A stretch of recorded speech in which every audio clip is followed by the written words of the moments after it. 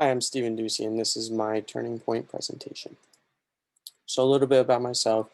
I recently just graduated from West Chester University of Pennsylvania with a bachelor's in marketing about 2 years ago. Since then, I've worked in the pharmaceutical industry for 2 years, and I've worked in the training department there. I ultimately want to move into sports. I've always had a passion for sports. I've grew up playing sports my entire life, and when it comes to my mastery path, I want to do something that I love to do. And with sports, it wouldn't feel like a career. Wouldn't feel like an everyday paycheck. It would feel like something that I just enjoy to do.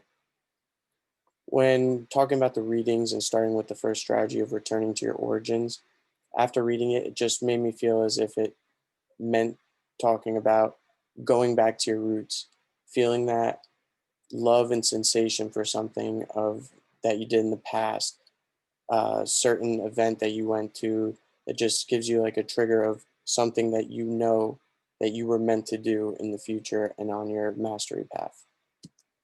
When going on talking about the second strategy of occupying your perfect niche, with the sports industry, it's very competitive industry and it's very saturated. And honestly, I haven't worked in the industry yet. So I personally have not found that perfect niche. But I do believe that on my mastery path, with gaining experience and knowledge, and with my continuing of learning, I will be able to find that perfect niche. On to uh, the third strategy of avoiding your false path. The general goal for many students after college is just get a job, and most of them, they'll just take the first job that comes right at them. It doesn't matter what it is. They just feel obligated that they have to take that job because if they don't, why did they go to college? They have the feeling of that they're letting themselves down, they're letting their parents down, when ultimately we choose our own path. We don't have to impress anyone, we don't have to have anyone's approval.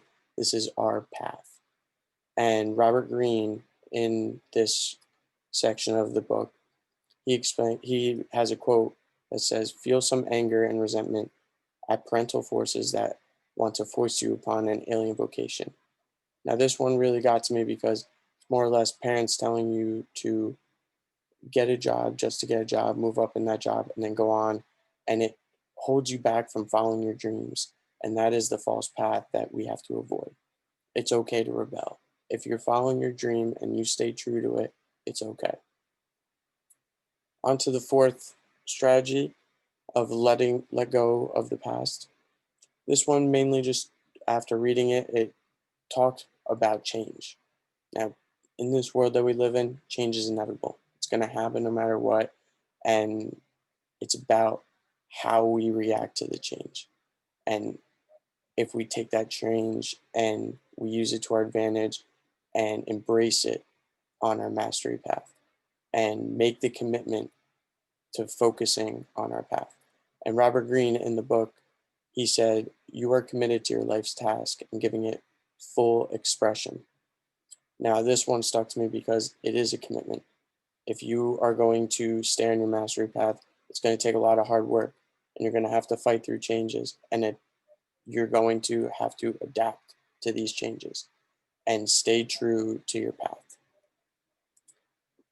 Now, on the last strategy of finding your way back, this talked mainly about deviating your path.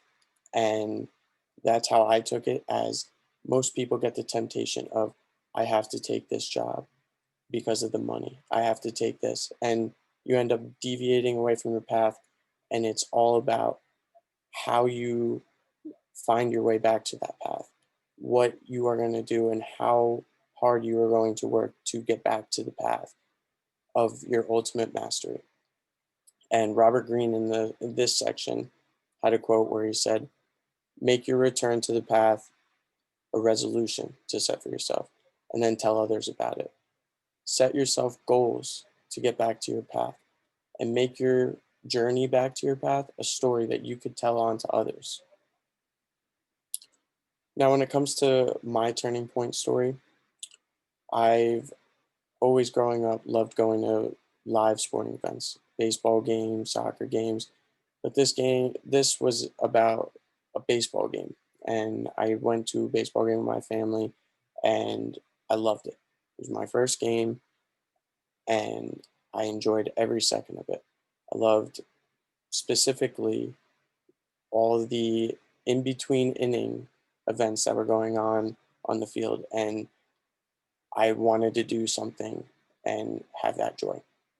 When I was in high school as a senior, I went to a baseball game with my friends, and a few rows in front of us was a father and two sons, and they both had their mitts. They both were waiting for a foul ball, and it just brought me back to that.